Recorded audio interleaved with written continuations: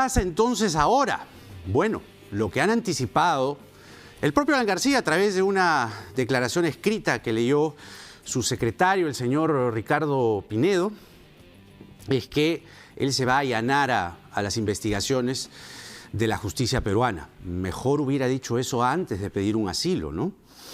Porque ciertamente después del pedido de asilo, el asilo frustrado, la pregunta que se cae de madura es: ¿hay peligro procesal ahora, luego de esto, con Alan García? ¿Con el caso Alan García?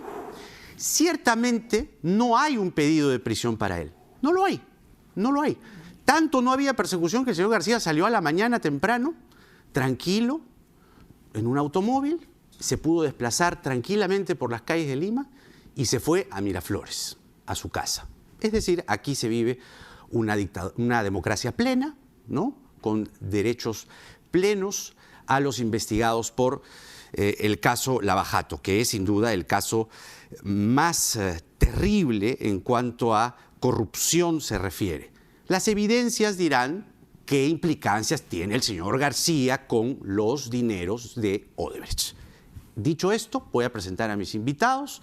Primero, el señor Marco Arana, congresista del Frente Amplio, que sin duda ha sido un actor en toda esta novela, este culebrón de García queriendo irse a Montevideo. Y finalmente con el mensaje que el señor Arana está aquí. Muy buenas noches, gracias por estar aquí, señor Arana. El mensaje que llevó él, el mensaje que llevaron sus pares, otros congresistas del Frente Amplio, a sus pares uruguayos del Frente Amplio uruguayo, ha servido sin duda para que en Uruguay tengan la información completa y finalmente pues digan lo que dijeron esta mañana el señor Tabaré Vázquez, el señor New, el canciller uruguayo. Y también tengo el gusto de presentarle a mi otro invitado, el congresista de Acción Popular, Víctor Andrés García Belaúnde. A los dos, muchas gracias por estar aquí. Gracias. Vamos a hablar también del señor Mamani, el Moisés Mamani, congresista que la Comisión de Ética ha recomendado pedir 120 días para él de suspensión. Mi pregunta, luego de escuchar a la hermosa noche en Punto Final, es si lo del desafuero tendría que venir o no. Pero vamos con Alan García. A ver, el caso García, con este asunto del asilo, sin duda hay muchas cosas, ¿no? Varias les he dicho en la presentación, pero yo ya no quiero hablar más. Quiero darle el uso de la palabra al congresista Arana. Primero, la imagen del Perú en el exterior se quiso mellar. ¿Cuánto de eso, ¿no?, revierte en contra de García? Yo creo que revierte de manera contundente. No es una derrota política en realidad, porque su asilo, o el pedido de asilo, fue pensado más bien como una fuga encubierta, y encubierta por una institución muy importante en América Latina en las épocas de dictaduras, ¿no? Por la cual los opositores a un régimen deben tener la protección de estados en los que se pida un asilo porque hay peligro para su vida, hay disidencia política, y de hecho ha permitido que mucha gente inocente que se fajó por la democracia pudiera terminar desaparecida o asesinada. Esa figura tan importante, Alan García la quiso utilizar ahora como un plan de fuga y pensó que podía sorprender al Estado uruguayo. En ese sentido, yo creo que fue muy importante que la delegación de Frente Amplio, luego han ido organismos de sociedad civil como la Coordinadora de Derechos Humanos, ha estado también el doctor Cateriano Y allá. tengo que decir que también el trabajo de Pedro Cateriano ha servido. Él ha llevado su libro, lo ha estado repartiendo. Además que allá lo iban a sacar una edición local, ¿no? Sí. Yo creo que en realidad es el triunfo del país, ¿no? Porque, por ejemplo, esto no podía ser entendido como parte de una enemistad política como ellos lo querían presentar, ¿no? El tema del odio, el tema de la persecución comunista, como han dicho acá, ¿no? Sino tenía que ver con salvaguardar, por un lado, la institución misma del asilo. No puede ser usada el asilo para quienes han cometido delitos comunes, que es el caso de Alan García. Si eso se permitía, aparte del daño que le hacía a nuestro país, otros podían invocar lo mismo. O sea, Alejandro Toledo, Keiko Fujimori, de hecho, que también dice que es una perseguida política, podían invocar lo mismo y así sucesivamente. Entonces, me parece que la decisión es una decisión que ayuda no solo a restablecer la imagen del país en el daño que le hizo a Alan García, sino también a la lucha contra la corrupción en el país. A ver, en las causales de la prisión preventiva, cosa que aún para García está muy distante de lo que he podido ver yo y varios otros entendidos. Sin embargo, de esas causales, una de ellas se ha roto, que es el peligro procesal. Ante este pedido de asilo negado, evidentemente el fiscal podría decir, oye, le variamos el impedimento de salida por otra figura restrictiva mucho más, digamos, llevada al límite de la legalidad, ¿o cree que hay que dejarlo ahí?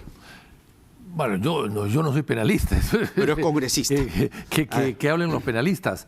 Yo creo que sí, eso es un criterio que tienen, un criterio personal del juez o del fiscal en todo caso, porque García ya tiene un impedimento de salida. O sea, hoy día García no puede irse del país como si se pudo ir en su momento Nostroza, porque no había ningún registro en las aduanas o en las fronteras para que salga. De hecho, perdón, el Ministerio del Interior ha reforzado ya los puestos fronterizos del norte. Y García es muy visible, todo el mundo lo conoce.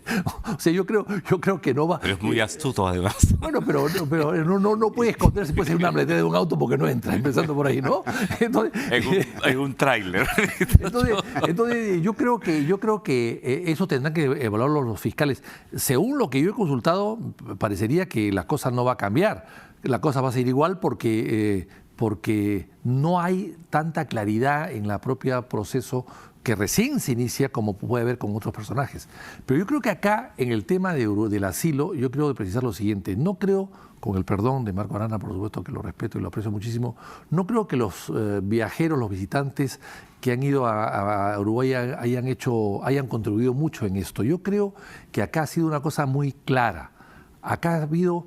el tema de Odebrecht, si hubiese sido un asilo por acusación del robo de un automóvil o de un carterista, lo hubiesen rechazado. O sea, para que Uruguay haya cambiado una historia larga que tiene de protección a los que piden asilo, y sobre todo a un expresidente 2 veces del Perú, es porque hay algo más. Y ese algo más no es por las visitas de buena voluntad que puedan haber hecho ellos, y le respeto, por supuesto, pero es porque Odebrecht es un cartel de corrupción internacional que afecta también a Uruguay. Entonces, Uruguay no podía darse el lujo de asilar a una persona que está acusado por un tema que ellos están viendo también en el Uruguay. Porque además, cuando sustenta el pedido de asilo, dice que aquí él y sus adláteres, ¿no? Y también algunos congresistas del fujimorismo prácticamente comparaban a Vizcarra con Maduro.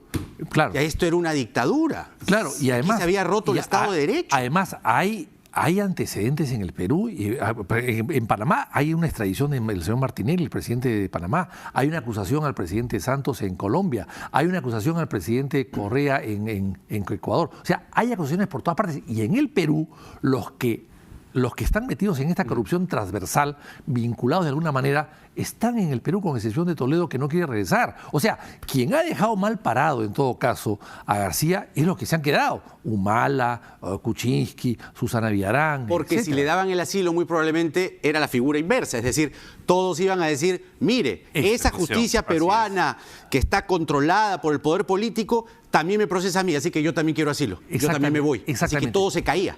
Todo se caía. Exactamente. Ahora, son 4 gobiernos y 4 expresidentes. Ahora, la pregunta que le hacía al congresista Vitocho García Belaúnde, pero él dice que no es jurista, no me la va a contestar, pero quizá usted sí. ¿Se debe o no variar la medida restrictiva en primer término? ¿Debe quedarse con impedimento de salida del país? O, no sé, pienso que la figura podría variar, porque hay peligro procesal, primero. Segundo, no es el juez Concepción Carguancho, es el juez Sánchez Balbuena. Sí. ¿No? En segundo lugar, ¿o debe quedarse ahí la cosa? Sí, si me permites terminar con una idea, Jaime. La senadora Constanza Moreira ha señalado, a diferencia de lo que dice el estimado Vitocho, dice: recibimos como en emplácito la decisión del gobierno uruguayo porque hace cuenta de las delegaciones que recibimos aquí en Uruguay, tanto de partidos políticos del Frente Amplio, las de organizaciones de sociedad civil, e inclusive las juristas y fiscales que nos trajeron información y una evaluación sobre el contexto político que le da más sentido a la información sobre el caso de Alan García. Es decir, fue una visita que tuvo relevancia. Ahora, ¿Está bien? Vale ahora, la aclaración. el tema sobre las medidas restrictivas para Alan García. Recordemos que él dijo que se iba a someter a la justicia y que además lo hacía con cierto beneplácito, etcétera. Lo dijo el viernes, el sábado se estaba vacilando. Que no era un deshonor quedarse aquí 18 meses. Alan García tiene una conducta, para comenzar, mitómana. Puede decir una cosa y hacer totalmente otra distinta. Lo hemos visto en su primer gobierno, lo hemos visto ahora. En segundo lugar, no tiene temor de arrastrar, si es necesario, a todo el país tras este tema de que hay un golpe, que hay una persecución, que se ha quebrado el Estado de Derecho, con tal de salvarse. Y entonces yo creo que, aparte del problema, eso lo tendrán que evaluar los jueces y los fiscales. Efectivamente, el juez ha sido el juez Balbuena, no solo Carhuancha, como ha recordado Jaime, el que le dictó la medida restrictiva para salir del país. Pero yo creo que peligro de, digamos, de fuga hay. Con este señor no se está seguro. Es verdad que su volumen, su tamaño, pero hay temas más graves. Es un señor que tiene poderosos contactos todavía políticos. Tiene toda una bancada que es dispuesta a mentir al país y enlodar todo el país con tal de salvarlo y protegerlo. Tiene poderosos vínculos económicos, o pensamos que Alan García no los tiene. Incluso, cuidado, en sectores empresariales, que tiene poderosos vínculos aún dentro del Poder Judicial y el Ministerio Público. Alan García ahorita debe estar rogando, ¿no?, como decían en el chat La Botica, de que se mantenga el fiscal Chávarri, porque para ellos es una cuestión de sobrevivencia, y que además, ¿qué va a pasar en diciembre con el cambio del presidente del Poder Judicial? O sea, deben estar moviendo todos los hilos como lo hicieron antes en el Consejo Nacional de la Magistratura.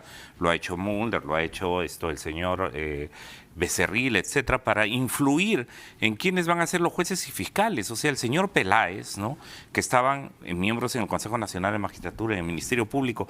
O sea, no estamos ante un político novato, no estamos ante un político que en este caso sabe que tendrá otra oportunidad. Es la cabeza misma de una organización que ha delinquido en su primer gobierno y salió del país y acogió a prescripción, y que lo está buscando volver a hacer. Así que yo esperaría que con independencia los jueces fiscales decidan medidas más restrictivas para que no se fugue del país. Entonces, medidas más restrictivas pide Marco Arana. Ahora, el tema de, que también lo planteamos al inicio, ¿no?, el tema de haber sostenido, ¿no?, este argumento de la persecución, queriendo desprestigiar, desacreditar al Estado peruano en su conjunto, que el Poder Ejecutivo controlaba, que había una coordinación entre Vizcarra y José Domingo Pérez y Carhuancho, y Chávarri estaba prácticamente pintado en esa tesis.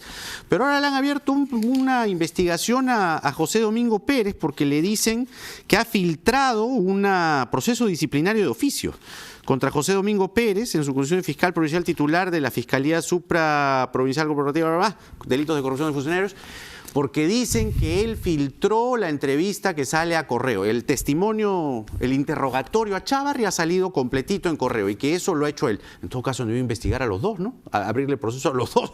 A ver, pero el tema es, esta orquesta, digamos, judicial, política, ¿cómo mella Alan García y qué pasos hay que dar para seguir esta lucha firmemente? Yo escuché esta mañana a un colega del gobierno decir de que el no asilo de García de parte de la República Oriental del Uruguay era un certificado que le daban al Perú de que acá se respetaban los poderes y la libertad. O sea, Uruguay no nos puede dar un certificado de nada. Yo creo que eso es clarísimo. O sea, yo creo que acá el gran derrotado es el propio García, que jugó muy mal sus fichas y que puso en jaque, en todo caso, la credibilidad del Perú. Pero finalmente García no puede atentar contra la credibilidad del Perú, pues, o sea, no es demasiado grande ni poderoso por más que lo pueda aparentar. Pero lo ha intentado. Sí, pero eso no lo cree nadie, porque los otros expresidentes están acá. Kuczynski, Ollanta, la señora Susana Villarán, todos los que están investigados están en el Perú. Pero recordemos una cosa. Y además se supone, esto no es el régimen de Odría, ni es el régimen de Velasco, ni es el régimen de Fujimori, donde había, pero han querido decir que esto es una autocracia, una dictadura. Nadie se lo creía. Pero recordemos una cosa, cuando sale el asilo el domingo a la mañana, el pasado, él se asila el sábado a la noche. Todavía no queda por aclarar, pero ya bueno, cómo entró a la embajada, ¿no? Porque ha debido entrar así no, auxilio, socorro, ¿no? Pero el domingo a la mañana la idea era, le dan el asilo. Le dan el asilo. ¿Por qué? Y de ahí va la comitiva de congresistas y en fin, y de ahí tienen que seguirlos los apristas para equiparar la cancha. Por eso, Uruguay tiene una vieja tradición de dar asilo a los políticos y sobre todo a los expresidentes de los países. Para que Uruguay haya cambiado esa historia larga que tiene de un país asilante, es porque el tema es muy grave. El tema es Odebrecht, que es una cartel internacional de la corrupción y que está metidos en todas partes, inclusive en su país. O sea, Uruguay ha actuado también por defensa propia, porque si le da asilo a García, ¿cómo trata a sus funcionarios que han tratado con Odebrecht y que se han vendido a Odebrecht? Ese es el problema también.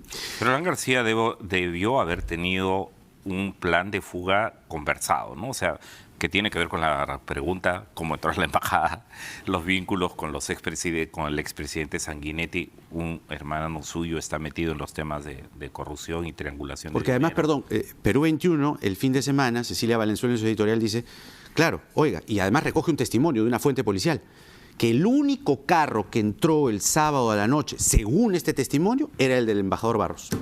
Por eso, García, digamos, no solo... Yo creo que le salió mal el cálculo, ¿no? Y venía desesperado. O sea, en España creo que las condiciones que él tenía para estar protegido habían variado sustantivamente, ¿no? Y yo creo que hizo una pésima evaluación, como Reategui dice respecto de Keiko Fujimori.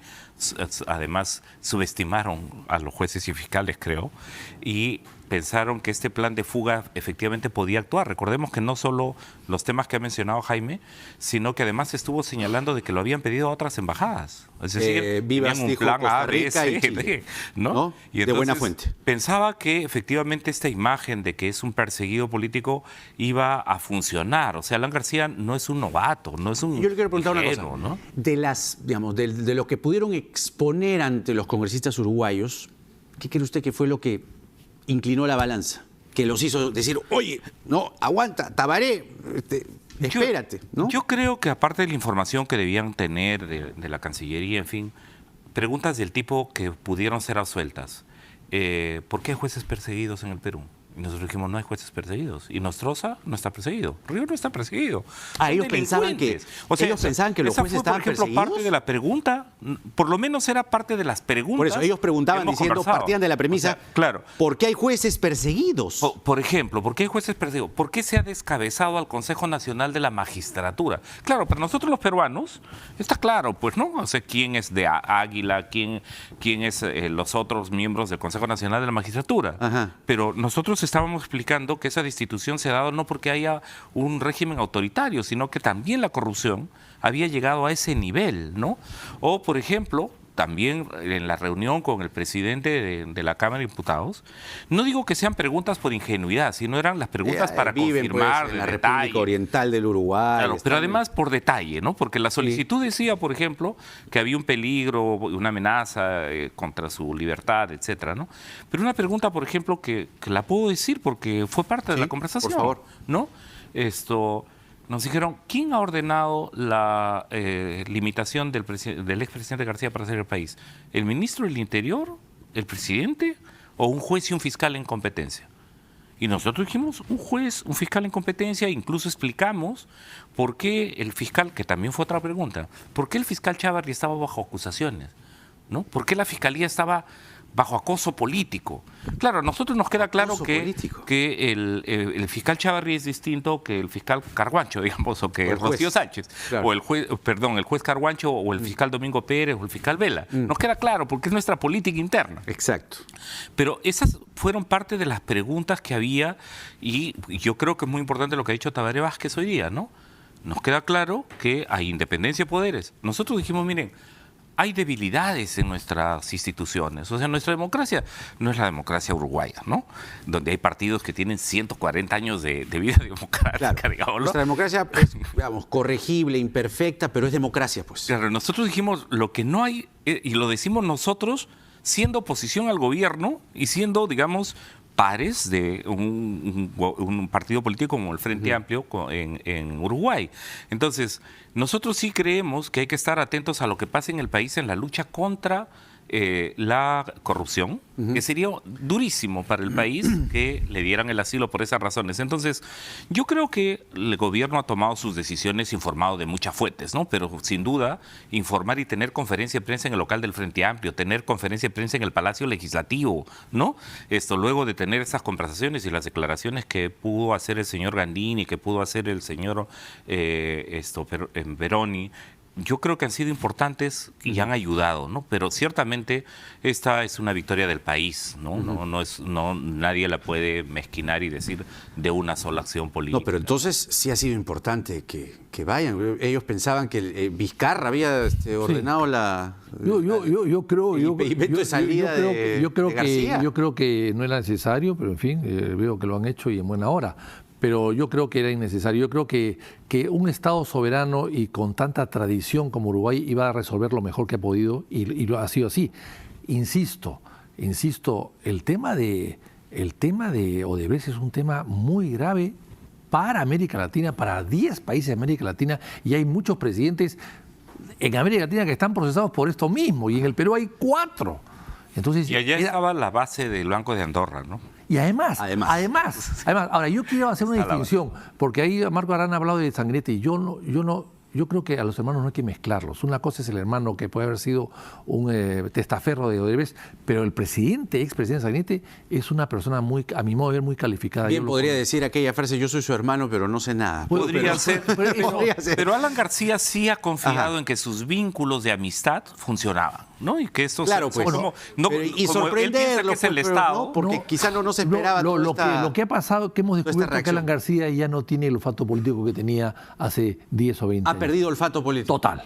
Total. Vamos al otro tema, por favor, porque eso nos gana el tiempo. Moisés Mamani, la Comisión de Ética ha recomendado suspenderlo por 120 días, luego de ser acusado por la hermosa Lana Campos de tocamientos indebidos, y no cualquier tocamiento indebido, porque tocamiento puede sonar muy ligero.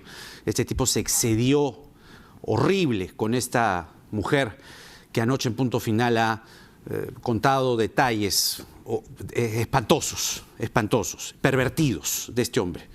Ahora, se le recomienda 120 días. La pregunta que yo le haría a la señora Janet Sánchez, que está en el teléfono, y a quien le doy las muy buenas noches, presidenta de la Comisión de Ética del Congreso, es si nos puede confirmar que también están pidiéndole al Pleno el desafuero de este señor. Buenas noches. Buenas noches, Jaime. ¿Cómo le va? Gracias por la llamada. Bien, efectivamente, como tú ya lo has indicado, lo acabas de indicar, se le ha recomendado sanción al congresista Mamani de 120 días de suspensión sin cobro de sus haberes, ¿no? Y también remitir el expediente al Ministerio Público y a la Subcomisión de Acusaciones Constitucionales. Ajá. Eso es importante aclarar, Jaime, y también porque dentro de las atribuciones de la Comisión de Ética no hay mayor claro, sanción. es una sanción y punto, pero usted está recomendando como comisión que lo desaforen a este señor. Y ahora, te explico. Dentro de las atribuciones como presidenta de la comisión es la máxima recomendación de sanción.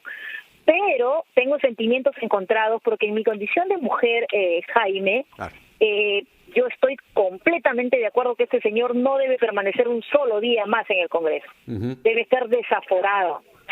Pero también, ya como presidenta de la Comisión de Ética, he respetado todo el procedimiento que corresponde a la comisión y se le ha recomendado la máxima sanción. Y también es importante aclarar a la ciudadanía que el señor ya viene siendo investigado por el Ministerio Público, por la Fiscalía.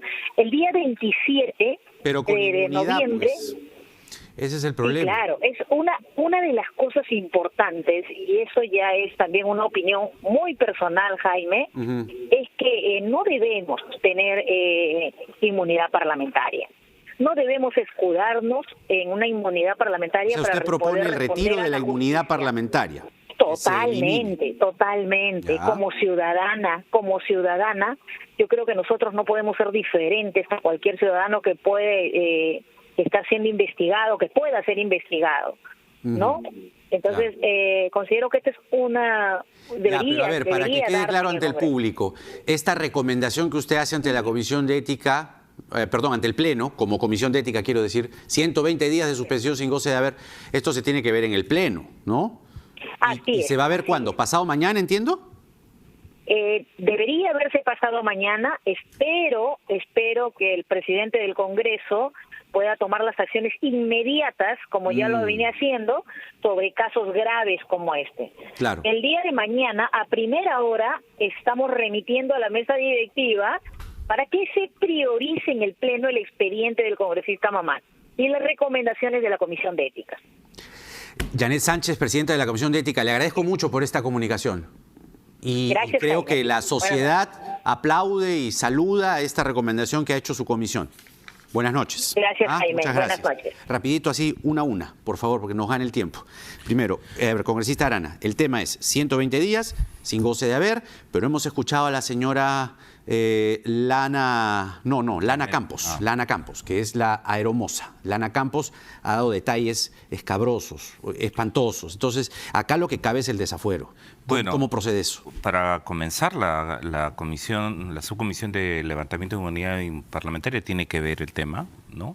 Pero me preocupa que ahí lo pongan en la cola. Va a ser el 166 caso. Pero el Entonces, Congreso actúa así, pues, ¿no? Dice todo, cola, Chávarri, al fondo. Entonces allí lo van a blindar, ¿no? En mi opinión. ¿Usted cree que lo blindan a...? Yo creo que lo van a blindar. ¿A Mamani? ¿No?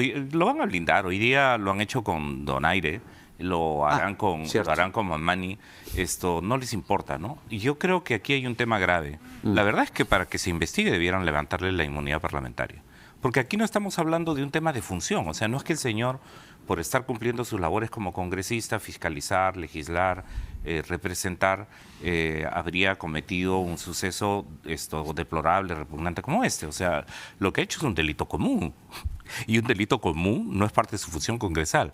La inmunidad parlamentaria no sirve para la comisión de delitos comunes. Si un congresista borracho en su vehículo atropella a alguien, no va a reclamar pues inmunidad parlamentaria, ¿no? O sea, allí la policía debe proceder a arrestarlo, entregarlo al Congreso, el Congreso debe levantarle la inmunidad. No, la inmunidad parlamentaria no es impunidad parlamentaria, y eso tiene que entenderse, ¿no? No te llamó Mamani, ¿no? No, porque lo que yo quiero es precisar, ampliar un poco lo que ha hecho Marcos Aranza en el sentido de que la presidenta de la Comisión de Ética ha dicho hay que levantar la inmunidad, perdón. La inmunidad. Eliminar, ella ha dicho, hay que eliminar la inmunidad parlamentaria. No. Con ese criterio no pudimos nunca, en mi caso, por ejemplo, investigar a Orellana durante 5 años, que me metió 25 juicios. Con eso yo no podía... Es que es distinto, con eso no podía investigar. Es que hay que diferenciar. Ahí estás enfrentando una mafia. Hay que diferenciar. Acá es un mañoso. Exactamente. Que se presume incluso que estaba en estado etílico. Exactamente. Y manoseó a una aeromoza, pues. Exactamente. Para eso no hay inmunidad. Pues. No, pero para eso no tiene que pasar por la comisión no hay inmunidad. Por el retiro de inmunidad parlamentaria. No hay que confundir una con la otra. Hay que diferenciarlas. Claro, pero también debería especificarse, si me permites, que en estos casos no debería pasar pues por la comisión de levantamiento de la inmunidad parlamentaria. Ni ese caso, ni el otro que se le acusa de haber robado gasolina. Bueno, eso es cambio de reglamento. Tiene una sentencia firme. Es cambio de reglamento que sea independiente. Ahora, en el caso de Donaire sí me preocupa mucho, bastante más, porque ese señor Mamani va a estar 120 días, que son en realidad 6 meses o algo más, sin goce de haber, y en el interín puede llegar perfectamente una denuncia del Poder Judicial, pasa al levantamiento de inmunidad y ahí se levanta en 2 minutos, pero que se levante. El problema es que no se levanta. Y en el caso de Donaire, tú no puedes tener una persona sentenciada por robo de gasolina, sentenciada en segunda instancia por robo de gasolina. Firme. Ellos dicen, no, falta la casación. Pero eso enfréntalo pues en el llano. Sin inmunidad. Pero el fujimorismo... Es impunidad en realidad, delito cometido antes. Además, antes. Por eso, pues. Pero el fujimorismo en el régimen pasado levantó la inmunidad y lo desaforó a Alejandro Llovera por una cosa parecida. Pero cuando había un recurso de amparo yo sé que, final para revisarla. Yo sé que tú defiendes la inmunidad parlamentaria como institución, pero eres consciente también que se deberían hacer cambios drásticos. Por supuesto que sí. O sea, este caso, por ejemplo, un mañoso, pervertido, acusado por una aeromoza, está su testimonio ahí, está el atestado, está ahí, describe detalles espantosos. ¿Por qué tiene que pasar por la comisión de levantamiento de la inmunidad? Igual lo de Donaire. Pues igual, una cosa es la función y otra cosa es la actividad privada que tú puedes tener en la calle. En esos casos no tiene inmunidad. Tú matas a una persona en la calle, eso no es inmunidad. En esos casos no debería tener inmunidad. Yo he solicitado, Jaime, en la comisión de levantamiento de inmunidad, que, y lo he solicitado ya hace varias semanas, ¿no?, que se cree una mesa técnica para, si es preciso, modificar el reglamento. La inmunidad no es impunidad, eso tiene que quedar claro. Y muchas veces se confunde ese además, problema. a los que llegan con Claro. procesos abiertos no se les puede permitir ningún tipo de inmunidad. Porque esa gente ha llegado con Yo procesos diría abiertos. más, no deberían ser congresistas. Ese es el proyecto que yo presenté. Por favor. Yo lo presenté ese proyecto Por hace favor. varios años y fue rechazado, lamentablemente. Vitocho García Belaúnde, Marco Arana, muchas gracias. Ha estado muy interesante el debate y la conversación. Siempre es un gusto tenerlos por aquí.